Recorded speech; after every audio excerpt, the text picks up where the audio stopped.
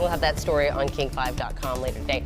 What we'll also have is all your updated weather reports because, my goodness, we were all flocking to King 5 on Friday when so much was happening. Yeah, and the app, too, was very helpful. The app was incredibly helpful, I might add. You've got to download that King 5 app because you can keep up to date on the radar and you can see where the heaviest rain's been happening. Seems like we've had rain all night long from Seattle across Mercer Island all the way up into the Cascades. But now we're looking at these rain totals and really going to the southern part of Hood Canal, nearby where we had that tornado.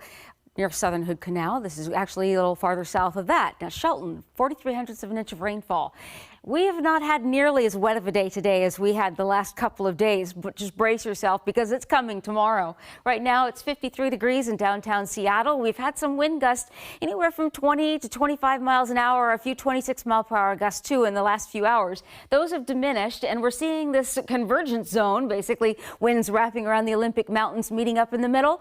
That has brought in some of that driving, steady rain over Seattle and moving up over Snoqualmie and Tanner. Maple Valley has been getting some off and on showers as it starts to waver a little. Now you can see we got a moisture, just a plume of moisture that's going to be bringing in another weather disturbance as we get into tomorrow, and it'll be a real increase of the rainfall, mainly as we get into Monday afternoon and Monday night. You can see the plume of moisture on the water vapor satellite. The purple indicates we got a lot of moisture packed into this, and you can see on the Futurecast model, it's going to be driving its way into our area tomorrow, and then we're going to see that plume push to the south, and we're going to get to the drier side of it, and we'll get to some drier weather by the end of the week. So looking at our accumulated rainfall totals, by the time we hit tomorrow, actually this is Tuesday, 3 a.m., so this will take you all the way through that storm Monday. 3 inches of rain at Quileute, another ½ inch of rain for Bremerton, 1.5 inches at Quileute, and almost ½ inch of Renton, too.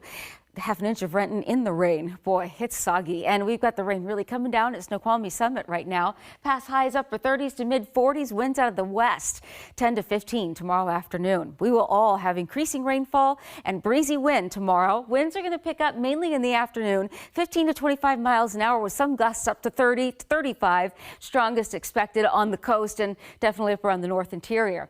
High temperatures, mid 50s. So we're just going to hover right around the 50s here for a stretch of time. We should be a little closer to 60 degrees to be normal, but we're going to hover in the 50s here for a few days at least. And we're going to have the increasing rainfall tomorrow, afternoon especially, into the night. So it's going to be some wet commutes to deal with. Definitely still wet roadways in some spots to start the morning commute. And no doubt we will all have that rain and a soggy commute tomorrow evening. Then we get into our Tuesday and those rain showers come to an end. We're going to hit 60 again. Wednesday and Thursday, partly to mostly sunny skies coming through. Friday, we'll still have some afternoon showers popping up, but nothing compared to what we've been dealing with.